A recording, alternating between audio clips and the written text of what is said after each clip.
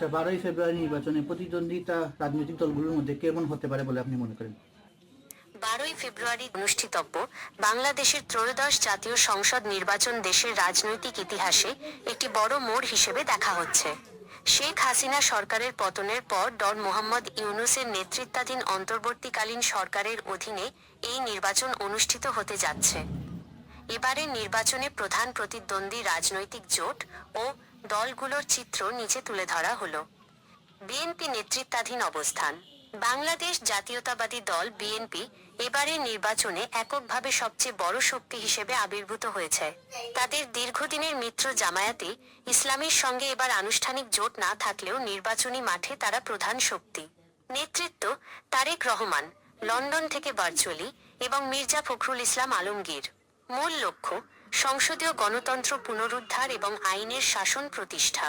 অবস্থান: বিএনপি 300 আসনে প্রার্থী দেওয়ার প্রস্তুতি নিয়েছে, তবে কিছু আসনে সমমনা ছোট দলগুলোর সাথে অনানুষ্ঠানিক সমঝোতা থাকতে পারে।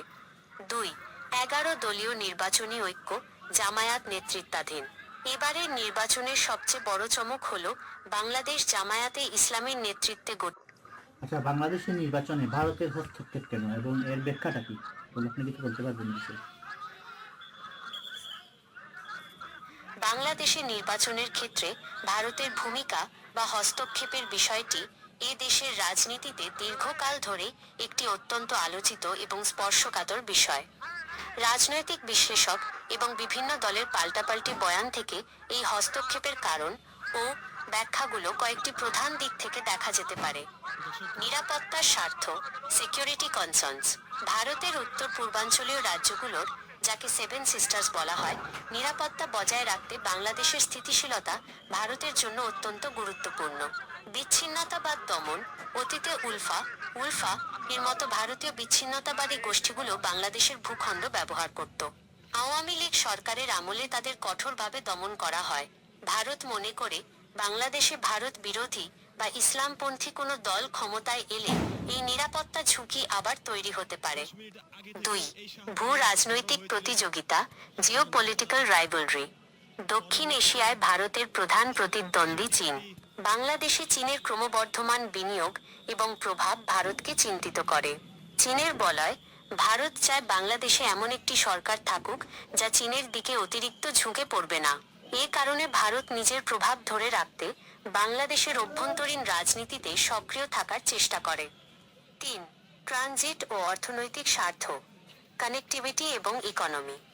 ভারতের মূল ভূখণ্ডের সাথে উত্তর পূর্বাঞ্চলের সংযোগ স্থাপনের জন্য বাংলাদেশের মধ্য দিয়ে ট্রানজিট এবং কানেক্টিভিটি প্রয়োজন। আওয়ামী লীগ সরকারের আমলে ভারত সড়ক, রেল ও নৌপথে এই সুবিধাগুলো পেয়েছে। নিজেদের এই কৌশলগত এবং বাণিজ্যিক স্বার্থ রক্ষা করতে তারা বাংলাদেশে একটি বন্ধুত্বপূর্ণ সরকারকে ক্ষমতায় দেখতে চায়। 4. হিন্দু সংখ্যালঘু ইস্যু। বাংলাদেশে বড় কোনো রাজনৈতিক অস্থিরতা বা সরকার পরিবর্তন হলে হিন্দু সংখ্যালঘুদের ওপর হামলার আশঙ্কা করে ভারতের অভ্যন্তরীণ রাজনীতিতে, বিশেষ করে পশ্চিমবঙ্গ ও আসামে, এটি একটি বড় ইস্যু। তাই সাম্প্রদায়িক ভারসাম্য বজায় রাখতে পারে এমন দলকেই ভারত সমর্থন দিতে আগ্রহী থাকে। 5. ঐতিহাসিক ও আদর্শিক সম্পর্ক। 1971 সালের মুক্তিযুদ্ধে ভারতের ভূমিকা এবং তৎকালীন আওয়ামী নেতৃত্বের সাথে তাদের যে ঐতিহাসিক সম্পর্ক তৈরি হয়েছিল সেটি আজও বজায় আছে।